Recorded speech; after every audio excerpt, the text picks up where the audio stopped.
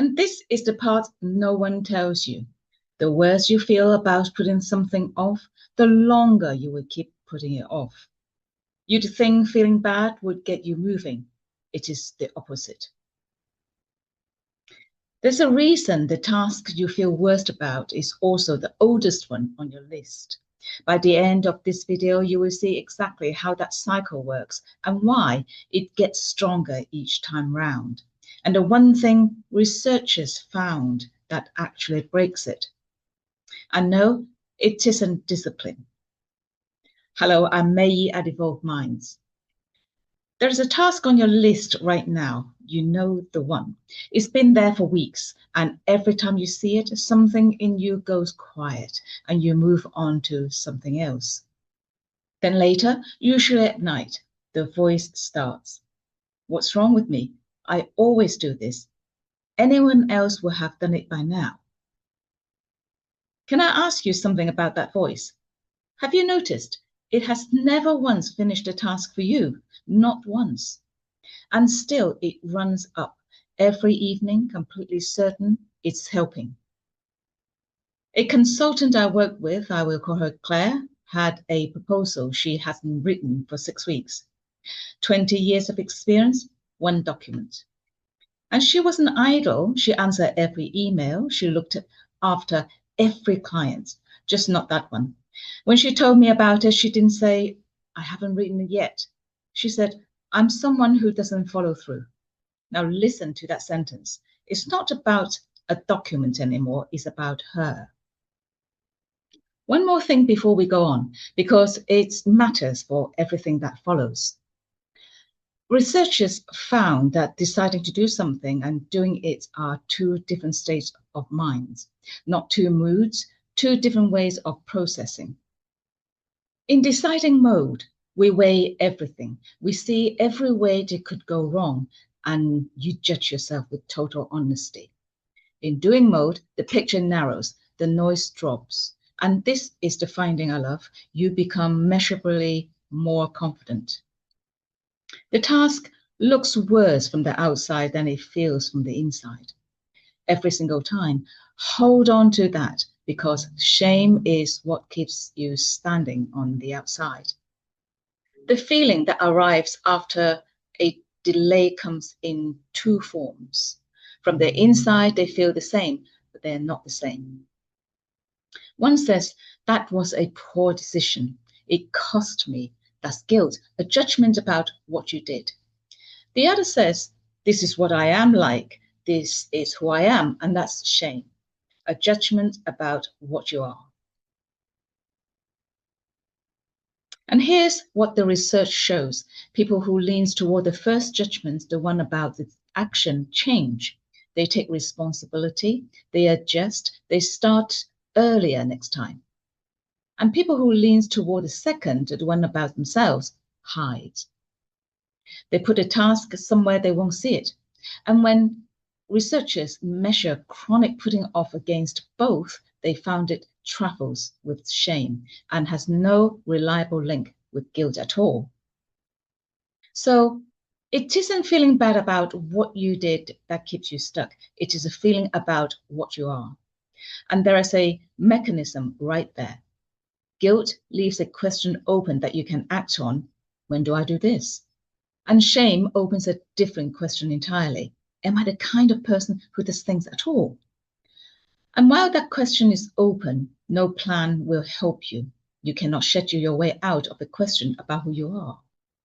So let's look at the whole cycle slowly. Because once you see how it's built, it stops looking like character. It starts to look like a mechanism. It starts with a feeling, not a task. The task carries a charge, being judged, getting it wrong, finding out your best isn't enough. And when you step away from the task, the charge drops. Instantly, the relief is real. Your body isn't lying to you. Researchers also found that this is exactly what putting things off is. It is how we manage a feeling. You're trading how tomorrow feels for how tonight feels. And tonight always wins because tonight is here. Then comes the part that closes the loop. The delay itself now creates shame. There it is again. I always do this. And that shame settles onto the task. So the task carries more charge than it did last week. More charge needs more relief. Round you go. Which is why the voice at 11 o'clock at night has never solved anything. The voice isn't the alarm. The voice is the fuel. And one thing worth saying clearly, because the word gets used loosely. This pattern is a mindset in the truest sense, a way of responding that's been rehearsed so many times. It's become automatic, a habit. Not a habit like biting your nails, a habit of escape. And repeat it enough times that sequence stops asking permission. It goes first, not because it is in charge, because it is fast. Speed is the only authority it has, and the same is true for the voice.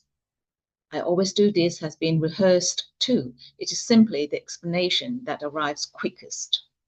So if it just feels like something in you keeping running the show, it isn't running anything. It's just arriving first, and anything that was trained in can be trained out. That's what the 2 steps are for. So if being hard on yourself feels like cycle, what stops it? I want to show you the study, because without the study, what comes next sounds too gentle to be true. Their findings by having followed students through 2 exams in the same course. Before each one, they measured how much each student had put off studying. And one more thing, whether they had truly let themselves off the hook for the first delay, not excused it, not pretended it didn't matter, actually released it. And the student who did put off their revision measurably less before the second exam, the ones still holding it against themselves did it again. Letting go of the first delay wasn't a reward for changing. It was what produced the change. So the method has 2 steps, and both happen before you touch the task. Now let's look at the 2 steps. Step 1, check the sentence. Every delayed task has a sentence attached to it. Find yours and listen to its shape. If it is an I am sentence, I am someone who doesn't follow through, say what actually happened instead. I put off 1 proposal for 6 weeks in June. Feel the difference? I think that happened has an ending. The I am doesn't. Now step 2, let it be over. Quietly, once like you mean it. That delay is done, and then choose the smallest possible action, not the plan, not the whole thing. Open a document, type in the client's name or give it a title. That's all doing mode needs to begin. And remember what the research says about doing mode. Once you are in, the picture changes. Claire did both. Sitting in her car before a session, I'm someone who doesn't follow through, became I put off 1 proposal and it ended in June. She wrote the thing in 90 minutes across 2 mornings. 20 years of expertise. The problem was never the work. The problem was the sentence.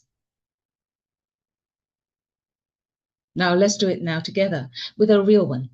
Bring 1 task to mind, the first one that appeared. That's the one. Now listen for the sentence that comes with it. You don't need to argue with it, just notice its shape. Is it I did, or is it I am? If it is I am, say it again silently as what happened. 1 delay with a date, something that ended, and now on a slow breath out, that one's done. Notice the task now. It is still there, but notice its weight. For most people, it doesn't disappear. It becomes something you can pick up. So the cycle runs on a judgment about who you are. The judgment keeps the question of starting permanently open. And what closes it isn't pressure. It is a sentence corrected and the account closed. And one more thing, underneath all of this, there's an older question where those I am sentence came from in the first place. And the story you've been carrying about yourself. That's not today's conversation. Later in this series, we will give it the time it deserves. And before you go, think of one delay in your life that's finally ended, and what was the thing you put off longest? And what actually happens when you finally did it? Tell me in the comments below, and because I suspect most of the answers will sound a lot like Claire's. Next time, we'll look at the moment itself, that half second between deciding to start and starting, why everything we've talked about today gather right there, and how to get through it before the debate reopens. If this series is useful to you, subscribing it is the simplest way to tell me to keep making it. I will see you in my next video, and thank you for watching. I'm May at Evolve Minds.